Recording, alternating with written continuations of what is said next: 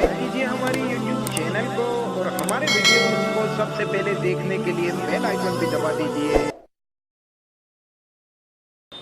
सैयदना ईसा अला नबीना अलैहिस्सलातु वस्सलाम की पैदाइश के बाद जब आप जवान हुए और शबाब की उम्र को पहुँचे, हज़रत ईसा अला नबीना अलैहिस्सलातु वस्सलाम ने अल्लाह ताला की जानिब से अपनी कौम में ये पैगाम सुना दिया, व रसूलन इला बनी इसराइल, अल्लाह ताला ने मुझे बनी इसराइल की जानिब नबी बनाकर, रसूल बनाकर भेजा।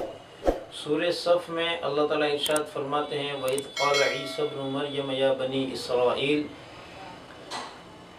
कि अल्लाह ताला ने मुझे बनी इसराइल की जानिब रसूल बनाकर भेजा है और मैं तस्दीक करने वाला हूँ तौरात की भी, और मैं तुम्हें बशारत देता हूँ अपने बाद एक पैगंबर की जिनका नाम अहमद होगा। इसी तरह अल्लाह ताला सूरह आल इमरान में फरमाते हैं कि हज़रत ईसा अला नबीना अलैहिस्सलातु वस्सलाम ने लोगों में ये ऐलान कर दिया कि ए लोगों, व रसूलन इला बनी इसराइल, कि अल्लाह ताला ने मुझे तुम्हारी जानिब यानी बनी इसराइल की जानिब रसूल बनाकर भेजा। और इस रिसालत और नबूवत के इस्तेहकाम के लिए अल्लाह ताला ने आपको चंद मौजिज़ात अता फरमाए।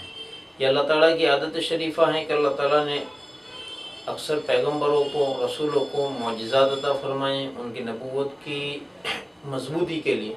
तो ईसा अला नबीना अलैहिस्सलातु वस्सलाम को भी मौजिज़ात अता फरमाए। मुहक्किकीन ने लिखा है कि पैगंबरों को जो मौजिज़ात दिए गए हैं ये उनके ज़माने के हालात के एतबार से अल्लाह ताला ने हर नबी को, हर रसूल को मौजिज़ात दी। तो हज़रत ईसा अला नबीना अलैहिस्सलातु वस्सलाम को जो मौजिज़ात दी, जिसका तज़किरा कुरान करीम में मुख्तलिफ़ मकामात पर अल्लाह ताला ने किया है। अल्लाह ताला फरमाते हैं हज़रत ईसा अला नबीना अलैहिस्सलातु वस्सलाम की ज़बानी, अन्नी अख़्लुक़ु लकुम मिनत्तीनि कहैअतित तैरि फ़अन्फ़ुख़ु फ़ीहि फ़यकूनु तैरन बिइज़्निल्लाह, के लोगों कि मैं परिंदे को तुम्हारे लिए ज़िंदा करूँगा। और किस तरह ज़िंदा करूँगा कि हज़रत ईसा अला नबीना अलैहिस्सलातु वस्सलाम परिंदे की मट्टी से एक शक्ल बनाते हैं और फिर उसमें फूंकते हैं तो वो परिंदा बनकर ज़िंदा हो जाता और फिर वो उड़ जाता। ये हज़रत ईसा अला नबीना अलैहिस्सलातु वस्सलाम का मौजिज़ा था। इसी तरह दूसरा मौजिज़ा था व उबरिउल अकमह वल अबरस, कि हज़रत ईसा अला नबीना अलैहिस्सलातु वस्सलाम नाबीना यानी अंधे शख्स के आँखों पे हाथ फेरते तो वो देखने वाला हो जाता। बर्स कोढ़ का जो मर्ज़ है, जो लाइलाज है, ईसा अला नबीना अलैहिस्सलातु वस्सलाम हाथ फेरते हैं तो वो मर्ज़ भी दूर हो जाता।